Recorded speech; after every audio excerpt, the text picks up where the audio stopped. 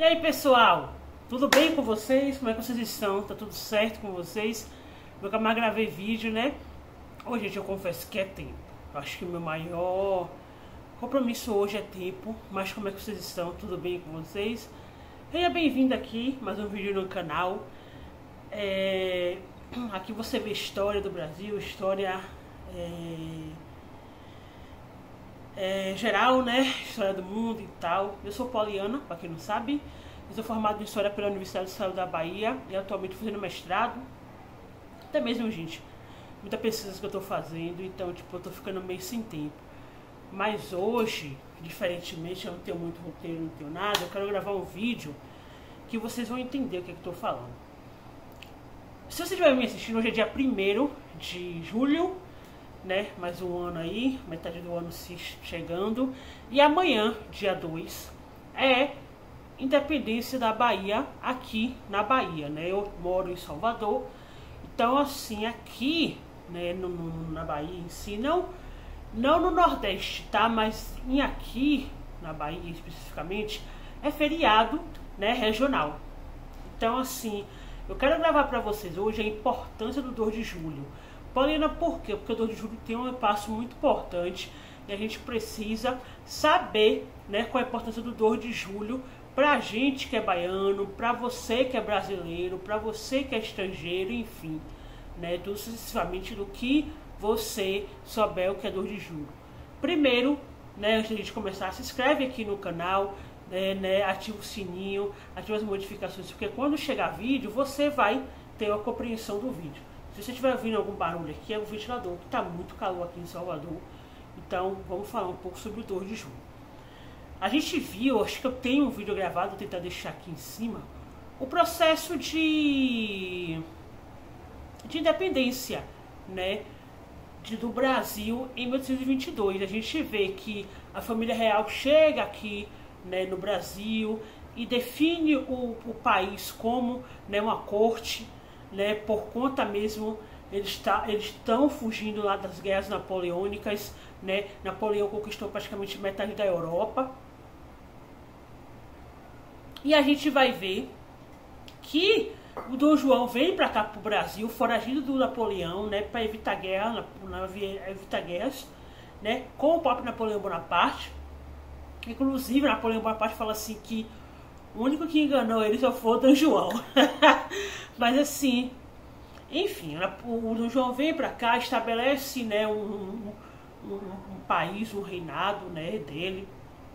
Ele vai para Portugal, né, e deixa aqui o seu filho. E a gente sabe muito bem que o Dom Pedro I, ele declara a independência do Brasil, né, em 7 de setembro. Só que não é bem por esses extremos, tá? Quando a gente fala sobre a independência, a gente precisa entender que é o seguinte: o grito do Ipiranga, até os processos de guerras, vai se estourar principalmente aqui na região do Recôncavo e na Bahia. Você fala assim, Poliana, por quê? Gente, é até legal falar isso, porque eu, como historiadora, sou regionalista e tenho o maior orgulho de morar nesse lugar que é Recôncavo Baiano, né? Se você não conhece Recôncavo Baiano é uma área que abrange vários pedaços do Recôncavo, né? Salvador, né? São Antônio, onde eu morava, Recôncavo Sul, né? Cachoeira, entre vários outros lugares que é Recôncavo Baiano. Mas deixa eu falar uma coisa aqui. Para você entender isso, eu preciso que a gente volte em 1552, 1652, por aí. No Recôncavo, o Recôncavo Baiano, ele, desde da colônia, né, de 1500, a gente vê que o Recôncavo ele é responsável, principalmente, gente, por 3 coisas importantes no Brasil. Primeiro, o processo da cana, né? A gente vê que o processo da cana se estende, né, ali em Cachoeira, São Félix, Santa Maria da Purificação, né, e vai tomar todo o Recôncavo. E o processo do açúcar, né, é muito crucial para o Recôncavo. Só lembrando que quando a gente fala sobre o ciclo do açúcar, gente, a gente não está fechando só um ciclo. A gente percebe que o Brasil produzia muitas coisas além do açúcar, né, o próprio tabaco, né, Outro motivo também é o tabaco, né? Mas eu vou falar nas próximas etapas aí, mas eu tô aqui falando sobre o açúcar. Então a gente precisa entender que o açúcar, né, é importante para a construção do próprio recôncavo baiano, certo? E a grande maioria dos processos do açúcar era levado para Portugal. Então aqui os portugueses plantavam açúcar, os engenhos, né, de açúcar, como eu falei, ali em São Félix, ali em Muritiba, ali em Cachoeira, né? Então tinha os engenhos de açúcar, né, São Gonçalo dos Campos aqui. Então assim, em vários processos, então tinham engenhos do açúcar, que era levado principalmente para Portugal e para a Europa, e ali ia ser comprado e cultivado na Europa. O segundo é o tabaco, principalmente na área de São Félix. Para você que não sabe, eu quero muito... Eu não sei se esse ano eu vou, porque a gente está em 2024, eu tenho algumas coisas para fazer importantes, né? Fazer alguns projetos do próprio canal, né? Da minha vida em si. Mas quando você vai para Cachoeira, por exemplo, né? Cachoeira é uma cidade histórica aqui na Bahia, tem a ponte Dom Pedro II. Vou tentar deixar aqui, não sei se eu vou deixar. Mas tem a ponte Dom Pedro II que divide Cachoeira e São Félix. E a fábrica de São Félix, e na São Félix, se você for dar uma volta para São Félix, tem até hoje a fábrica da Darme. A Darme é uma empresa que faz charuto e que aqui no Recôncavo fabrica até hoje, né, as folhas do tabaco.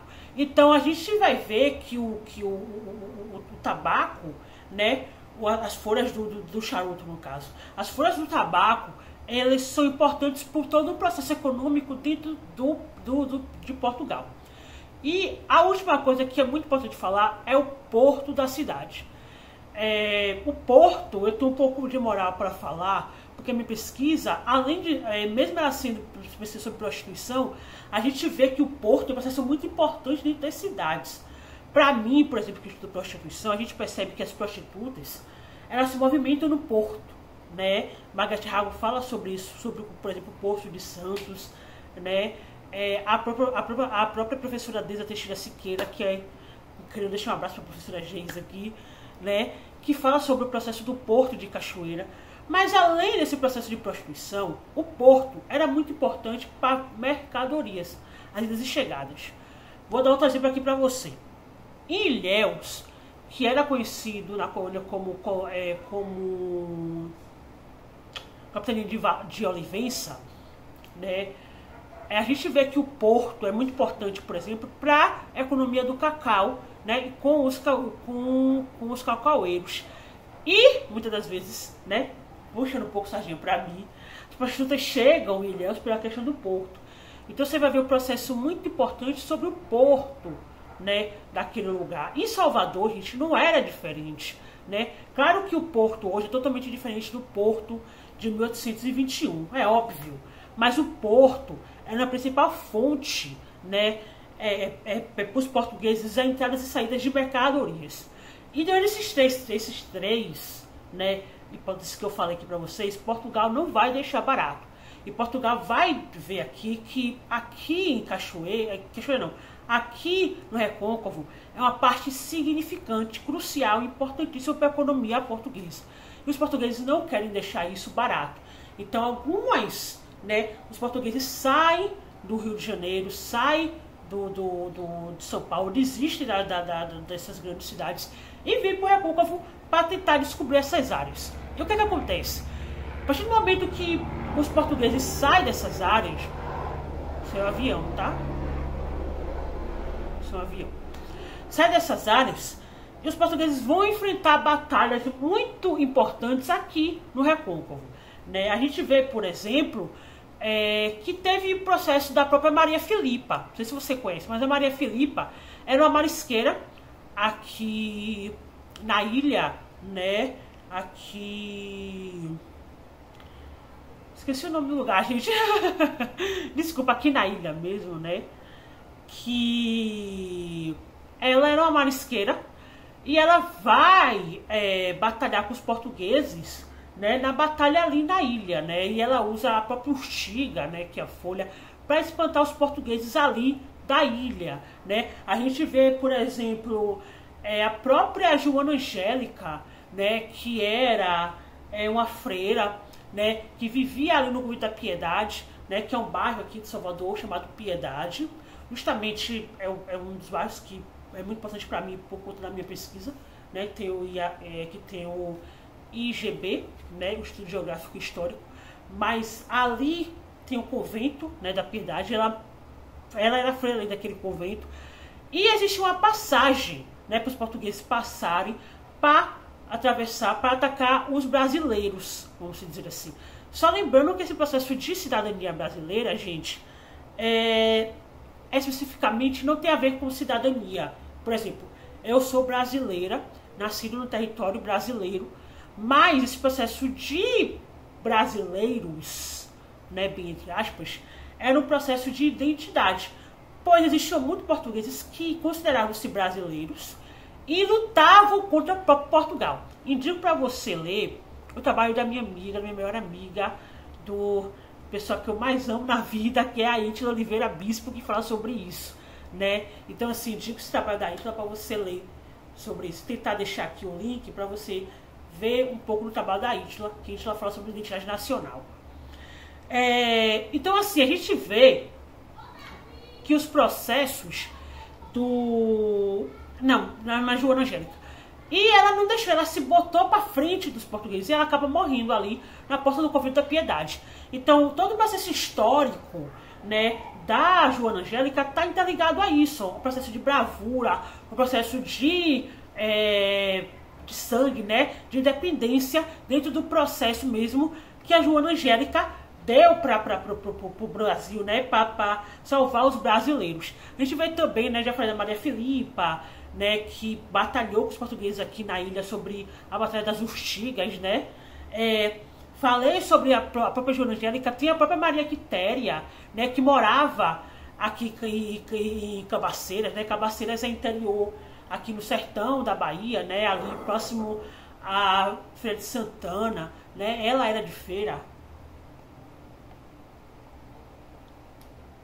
E ela se veste de homem, né? E se tem identidade de soldado Medeiros, né? E ela vai lutar pelas guerras de independência aqui na Bahia contra os portugueses. E a Maria Quitéria é uma grande heroína. Ela, infelizmente, acaba morrendo de maneira muito trágica, né? A Maria Quitéria, depois que ela batalha com os portugueses, ela vai e volta para casa, ela casa, tem filhos, ela morre cega, né, triste. A gente percebe que o Brasil, né, é um país que, infelizmente, é um país sem memória. Mas ela própria lutou, né, para essa questão da independência da Bahia, né, durante esses processos, né. A gente vê o próprio General Abatur, né, as cidades ali ao redor, né, a Batalha de Pirajá, né, que tem um bairro aqui em Pirajá, a Batalha do Processo de Independência, por exemplo. Para quem me segue no Instagram, ano passado eu fiz um vídeo, eu estava em Cachoeira, né, e eu fiz um vídeo dali onde o soldado, né, o Tambor Soledade, ele morre na praça ali em Cachoeira com o canhão português. Então, assim, tem o quadro, né, e ele morre ali justamente naquela praça. A praça está ali até hoje, é uma praça histórica, onde tem a Câmara de Vereadores de Câmara de Cadeia de Cachoeira. Então, aquela praça ali, se ela falasse, contaria muita história, mas é uma praça representativa por conta das batalhas que aconteceram basicamente em Cachoeira. Então, assim, as batalhas que foram vencidas, né, pelos brasileiros, e até que a gente chega hoje na representação, por exemplo, do caboclo e da cabocla. Poliana, por que essa representatividade? Porque o caboclo e a cabocla representa, gente, até os indígenas mesmo que foram batalhar, né, no processo de independência, representa toda a questão da população, do povo baiano, né, a luta do povo baiano. Então toda a representação do povo baiano está ali no caboclo e da cabocla, que é uma representação muito importante, né, para a independência da Bahia. Então a gente vê isso, né, o processo de muitos escravos, né, lutam, né, nessas batalhas, né, muito sangue, né, que ocorre. Então todo o processo da independência ocorre aqui no Recôncavo, e por isso que a gente fala que a independência da Bahia aconteceu aqui, porque a representatividade da independência, gente, é muito importante para você entender, porque é muito pouco falado, infelizmente, mas todo o processo de representação da independência da Bahia aconteceu, do Brasil aconteceu aqui na Bahia, aqui, né, no Recôncavo baiano. Então é isso, espero que vocês tenham gostado do vídeo. É um pequeno vídeo mesmo explicando a importância do 2 de julho, né, para nós brasileiros, para nós baianos, né, para nós que lutamos, que vamos dizer que lutamos, né, temos a questão da cidadania brasileira, ou você é estrangeiro, não importa. Mas assim, esse processo é muito importante para a gente entender. Tá bom, pessoal? Um grande abraço e até a próxima com um vídeo de Brasil e de geral. Até!